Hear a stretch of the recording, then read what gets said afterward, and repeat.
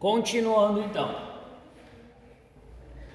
Condição adversa de passageiros. É preciso saber que em algumas situações o comportamento dos passageiros pode afetar diretamente a segurança. Nesses casos, o passageiro torna-se uma condição adversa. Barulho, desordem ou briga entre os ocupantes. Idosos, passageiros machucados ou que passam mal durante a viagem.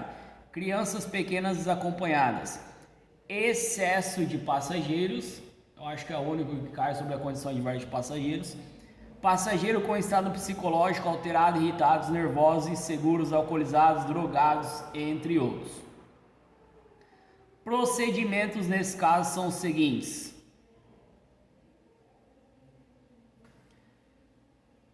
Não permitir que as pessoas desviem sua atenção. Grifem esse segundo ponto. Crianças menores de 10 anos devem permanecer no banco de trás com cinto de segurança, bebê conforto, cadeirinha ou assento de elevação devidamente ajustados. Respeitar o limite de passageiros de cada veículo. Em motos, pilotar carregando um passageiro exige muito mais responsabilidade, habilidade e experiência. Grifem aqui. O transporte de crianças menores de 7 anos em motos é proibido por lei. Eu vou fazer algumas perguntas, então depois eu vou comentar sobre o assunto. Eu posso levar uma criança menor de 10 anos no banco da frente? E a outra pergunta. Eu posso levar uma criança menor de 7 anos na moto?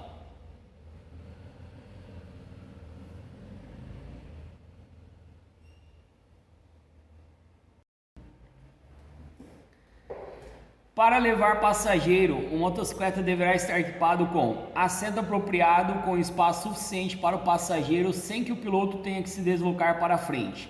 Pedaleiras para que o passageiro apoie os pés firmemente. Equipamentos de proteção para passageiros iguais aos do piloto.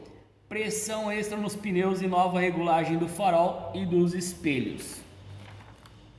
Página 66. O passageiro, mesmo que saiba pilotar uma moto, deverá receber as seguintes instruções. O piloto deve ser o primeiro a subir na moto e ligá-la. Em seguida, subirá o passageiro, que só deverá colocar os pés nas pedaleiras depois que estiver sentado. O passageiro não deve tirar os pés das pedaleiras nas paradas. Sentar próximo ao piloto, segurando em sua cintura ou quadril.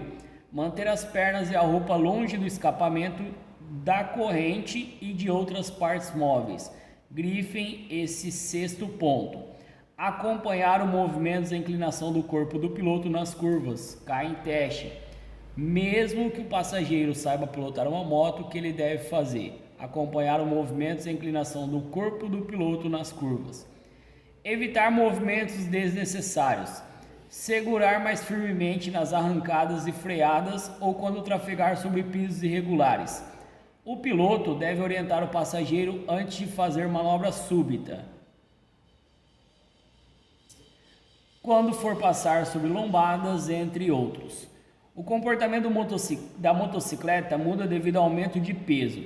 O piloto precisa alterar as técnicas de pilotagem, considerando que a motocicleta terá acelerações mais lentas e será necessário mais espaço para se intercalar no fluxo do tráfego.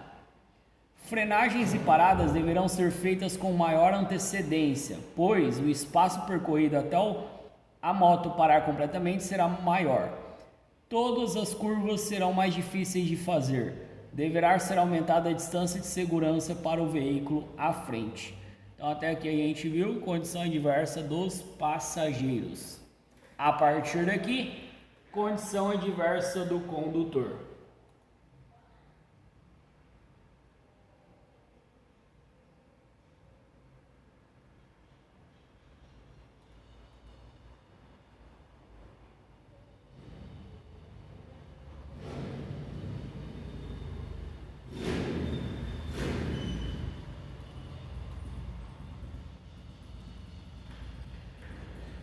Condição adversa do condutor. Alterações no estado físico e mental do condutor afetam diretamente a capacidade de dirigir com segurança. Os principais fatores adversos que devem ser observados são deficiência visual, motor ou auditiva, uso de álcool, drogas ou medicamentos que alteram a percepção, cansaço, sono e fadiga, estados psicológicos alterados e fatores comportamentais de risco, como por exemplo, pressa, distração, agressividade, irritação, espírito competitivo, entre outros. O estresse, o indivíduo estressado apresenta reações inadequadas diante de situações de perigo ou tensão.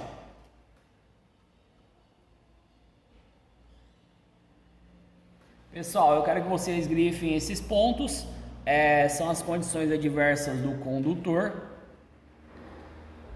E aí eu quero que vocês prestem atenção nessa explicação, porque a gente vai eliminar já praticamente toda essa parte, que é bem extensa, condição adversa do condutor. A gente vai passar umas partes principais, grifando agora, só para eliminar algumas questões que caem em teste. Então, ó, toda condição adversa do condutor altera o nível de atenção do condutor.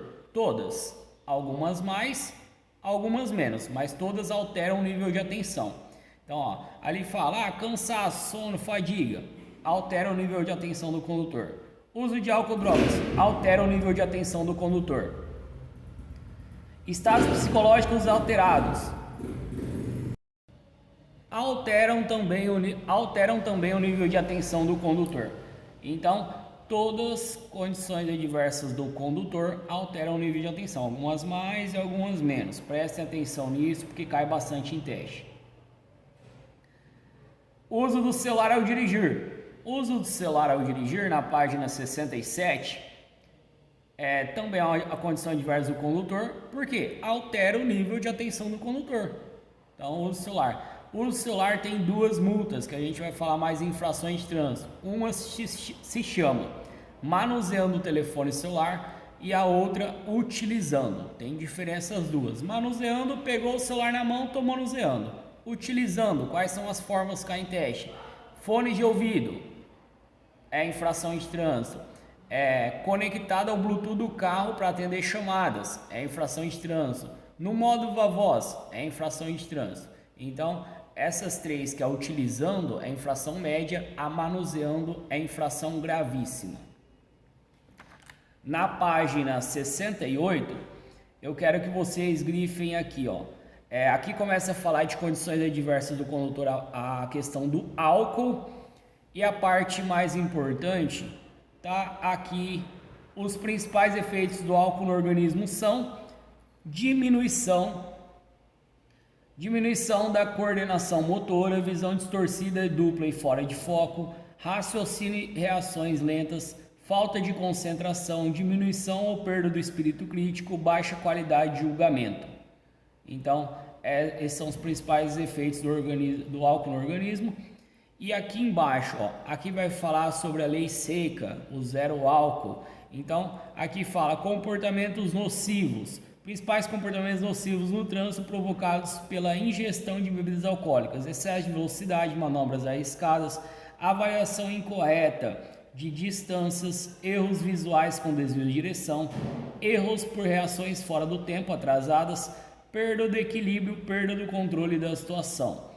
Segundo a resolução 432/2013 do CONTRAN, condutores flagrados em bafômetro com concentração de álcool de grifem 0,05 mg por litro de ar, dosagem maior que 0 por litro de sangue no exame sanguíneo, ou que fique constatado, ou com a capacidade psicomotora alterada e notificada pela autoridade de trânsito, serão autuados por grifem, infração gravíssima, multa de 2.934,70, suspensão do direito de dirigir por 12 meses e recolhimento da CNH. Então, ó, infração gravíssima, 7 pontos.